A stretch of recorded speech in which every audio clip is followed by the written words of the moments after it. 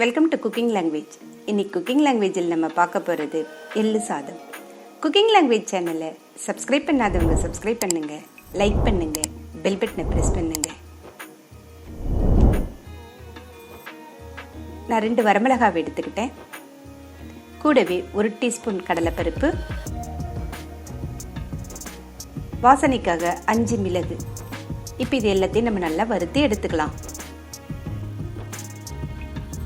இப்போ இதெல்லாம் நல்லா வறுப்பட்டுடுச்சு. இப்போ இது ஒரு பிளேட்க்கு நம்ம மாற்றிக்கலாம். நான் 2 டேபிள் ஸ்பூன் கருப்பு எள்ளு எடுத்திருக்கேன். இப்போ கருப்பு எள்ளை நல்லா வறுத்து எடுத்துக்கலாம்.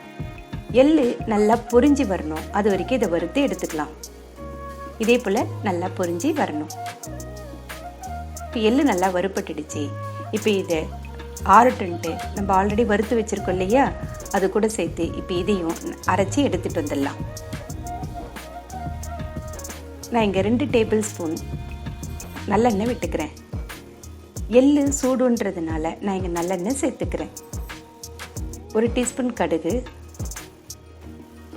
கடுகு இப்போ நல்லா பொரிஞ்சு வரட்டும். கடுகு நல்லா பொரிஞ்சு வருது. இப்போ இது கூட ஒரே ஒரு காஞ்ச மிளகாவை சேர்த்துக்கிறேன். கூடவே தேவையான அளவு கறிவேப்பிலையும் சேர்த்து இப்போ இது எல்லாத்தையும் நம்ம நல்லா வறுத்து விட்டுக்கலாம்.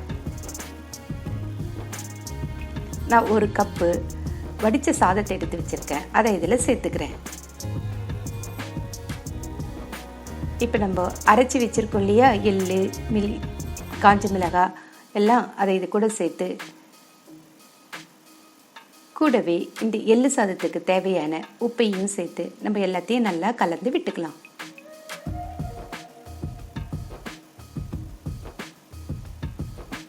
இதே போல் நல்லா கலந்து விட்டுக்கோங்க.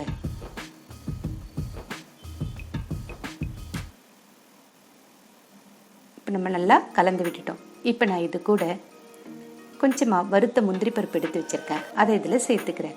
நான் இங்கே முந்திரி பருப்பு மட்டும்தான் சேர்த்துருக்கேன். கூட உங்களுக்கு வேர்க்கடலை தேவைப்பட்டாக்கா நீங்கள் வேர்க்கடலை கூட சேர்த்துக்கலாம். இதே போல் எல்லாத்தையும் நல்லா கலந்து விட்டுக்கோங்க. நம்மளுடைய எள்ளு சாதம் ஈஸியாக ரெடி ஆயிடுச்சு. நீங்களும் ட்ரை பண்ணி பாருங்கள்.